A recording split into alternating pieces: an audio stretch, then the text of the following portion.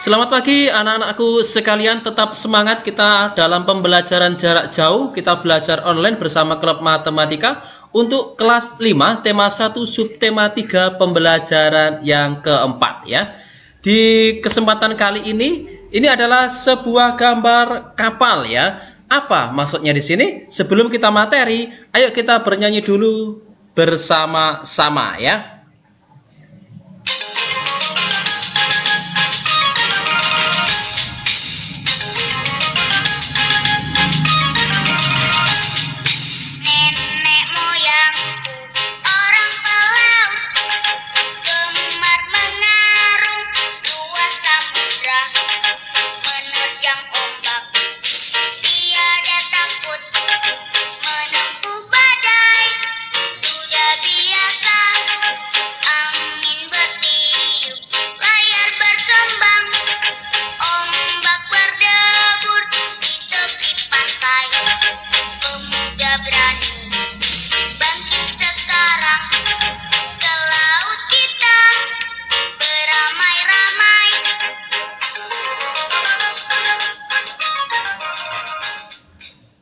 Oke, itu adalah sudah bernyanyi kan? Lagu Nenek Moyangku. Ayo sekarang kita membaca. Di sini di bacaan ini, karena di sini tentang menjelajah laut, maka bacaannya juga tentang kapal pinisi, yaitu kapal penjelajah dunia. Di sini nanti kita fokus di masing-masing paragraf. Setelah itu kita tentukan ide pokok dari masing-masing paragraf tersebut untuk belajar kita semua. Langsung saja silakan disimak di paragraf yang pertama. Di paragraf yang pertama, kapal pinisi adalah sebuah kapal layar kebanggaan masyarakat Sulawesi Selatan. Bahkan juga menjadi kapal kebanggaan bangsa Indonesia. Ketangguhan dan ketenaran kapal ini telah terdengar di seluruh penjuru dunia. Sudah sejak sekitar abad 14, kapal pinisi berlayar dan menjelajah samudra di seluruh dunia. Kira-kira apa ide pokoknya ini? Ide pokok itu adalah yang dijelaskan di kalimat pengembang. Di sini yang termasuk ide pokok di paragraf yang pertama adalah kalimat yang pertama, yaitu kapal pinisi adalah sebuah kapal layar kebanggaan masyarakat Sulawesi Selatan. Jadi dari ide pokok tersebut dikembangkan, ditambah dengan kalimat pengembang sehingga menjadi sebuah paragraf, ditambah dengan kalimat yang kedua, kalimat yang ketiga, dan kalimat yang keempat. Jadi kalimat yang kedua, tiga, dan empat termasuk kalimat pengembangnya. Kalimat yang pertama adalah ide pokoknya. Ini adalah sudah sering kita bahas pada video-video sebelumnya. Ayo kita lanjut di paragraf yang kedua. Di paragraf yang kedua di sini, konon pinisi ini diambil dari nama seseorang yang bernama Pinisi. Suatu ketika dia berlayar melewati pesisir pantai Bira. Dia melihat rentetan kapal di laut. Kemudian dia menegur salah seorang nahkoda kapal tersebut bahwa layar yang digunakannya masih perlu diperbaiki. Sejak saat itu orang Bira berpikir dan mendesain layar sedemikian rupa dan akhirnya berbentuk layar pinisi yang seperti sekarang ini. Atas teguran orang tersebut maka orang-orang Bira memberi layar itu dengan nama pinisi. Terus ide pokoknya untuk paragraf ini apa?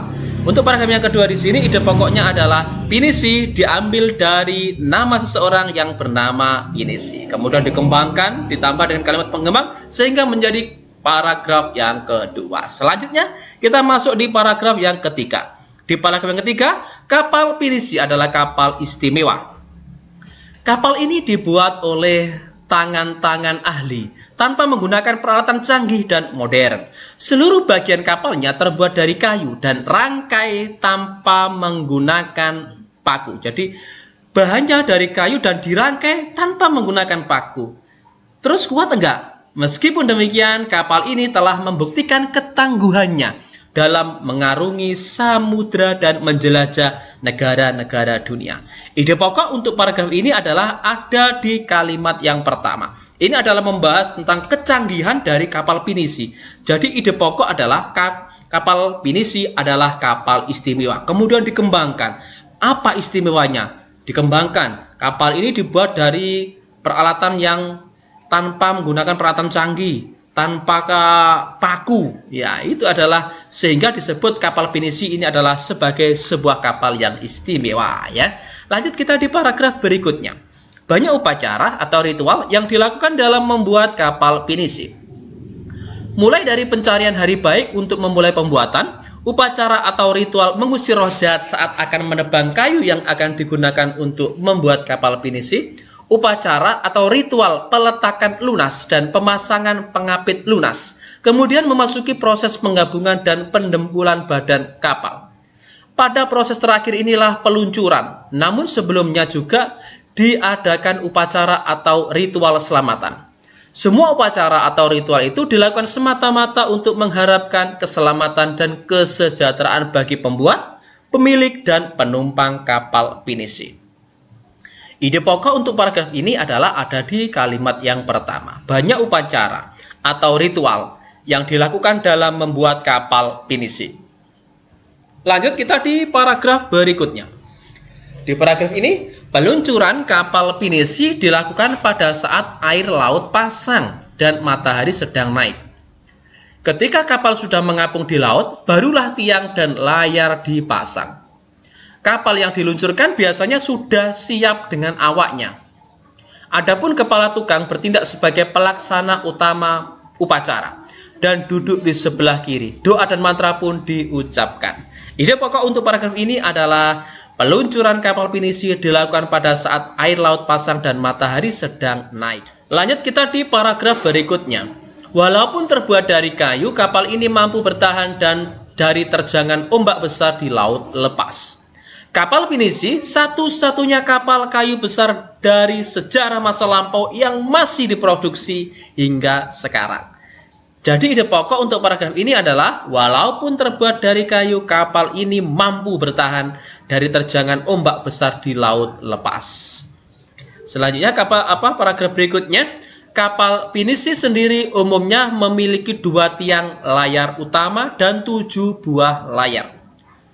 2 tiang layar pada pinisi menyimbolkan 2 kalimat syahadat, sedangkan ke-7 layarnya melambangkan jumlah ayat dalam surat Al-Fatihah. Luar biasa, ada filosofi tersendiri. Ide pokok untuk paragraf yang ini adalah kapal pinisi umumnya memiliki 2 tiang layar utama dan 7 buah layar. Kemudian dikembangkan, artinya apa? 2 layar utama, kemudian 7 buah layar yang lainnya. Lanjut di paragraf selanjutnya, di sini ada beberapa jenis kapal pinisi, tetapi yang pada umumnya pinisi ada 2 jenis, yaitu lamba atau lambo, merupakan pinisi modern yang dilengkapi dengan motor diesel. Kemudian yang kedua, palari, merupakan bentuk awal pinisi yang melengkung dan ukurannya lebih kecil dibandingkan dengan lamba. Ide pokok untuk paragraf yang berikutnya ini adalah ada beberapa jenis kapal pinisi, tetapi yang umum pinisi ada 2 jenis ya. Berikutnya, kapal pinisi biasanya digunakan sebagai kapal pengangkut barang antar pulau. Namun, di era modern seperti sekarang ini, pinisi sebagai kapal barang berubah fungsi menjadi kapal pesiar mewah. Pinisi dibuat dengan interior yang mewah dan dilengkapi peralatan menyelam dan peralatan permainan wisata bahari. Ide pokok untuk paragraf yang ini adalah kapal pinisi biasanya digunakan sebagai kapal pengangkut barang antar pulau. Lanjut, kapal pinisi juga dijadikan lambang salah satu gerakan WWF, yakni SOSAK. Gerakan ini merupakan gerakan untuk penyelamatan dan pelestarian hiu. Membanggakan, bukan? Ide pokok untuk paragraf ini adalah kapal pinisi ada di kalimat yang pertama ya. Kapal pinisi juga dijadikan lambang salah satu gerakan WWF, yaitu SOSAK. Oke, di sini kita selanjutnya yaitu kita akan mempelajari pengaruh kondisi geografis Indonesia sebagai negara maritim terhadap budaya masyarakat. Kondisi geografis berupa kepulauan yang terdiri atas lebih dari 13.000 dan tersebar dari Sabang sampai Merauke, mengakibatkan keragamnya budaya bangsa Indonesia. Masing-masing daerah maupun pulau memiliki budaya masing-masing yang berbeda dengan daerah atau pulau yang lain. Masyarakat Indonesia terdiri atas ratusan suku bangsa yang tersebar di lebih dari 13.000 pulau. Luar biasa, 13.000 pulau. Sukunya ratusan suku. Jadi kita harus bangga, anak-anak harus bangga menjadi bagian dari Indonesia, menjadi warga negara Indonesia. Setiap suku memiliki karakteristik masing-masing. Salah satunya adalah budaya. Budaya antar suku bangsa satu dengan yang lain juga berbeda-beda, seperti dari segi bahasanya, adat istiadatnya, tradisinya, sistem kepercayaannya, dan lain sebagainya. Oke, kita akan mempelajari sekarang ciri keragaman budaya lokal Indonesia dapat dilihat dari hal-hal yang berikut. Yang pertama adalah keragaman suku bangsa. Nenek moyang bangsa Indonesia berasal dari Yunan, Cina Selatan. Mereka berimigrasi kemudian bercampur dengan penduduk indigeneus dan Indo-Aryan dari Asia Selatan. Kemudian terus berkembang hingga membentuk suku-suku bangsa. Suku-suku bangsa di Indonesia kalau diklasifikasikan menjadi 19 suku bangsa Indo. Yang kedua adalah keberagaman bahasa. Di sini Indonesia masuk ke dalam rumpun bahasa Austronesia atau Australia Asia. Rumpun ini terbagi menjadi 2 subrumpun, yaitu bahasa Austronesia Barat atau Indonesia Melayu dan bahasa Austronesia Timur atau disebut dengan Polinesia. Dari subrumpun bahasa tersebut masih terbagi lagi dalam wilayah-wilayah bahasa. Yang ketiga adalah keberagaman religi. Indonesia memiliki keberagaman agama atau kepercayaan. Di Indonesia terdapat 6 agama yang diakui secara resmi oleh pemerintah. Yang pertama adalah Islam, Katolik, Kristen, Hindu, Buddha, dan Konghucu. Selain itu juga berkembang aliran-aliran kepercayaan. Yang keempat adalah keberagaman seni dan budaya. Suku bangsa yang beragam di Indonesia tentu menghasilkan kebudayaan yang beragam pula. Salah satu wujudnya adalah kesenian, baik dari seni sastra, seni tari, seni musik, seni drama atau pertunjukan, seni rupa, dan sebagainya.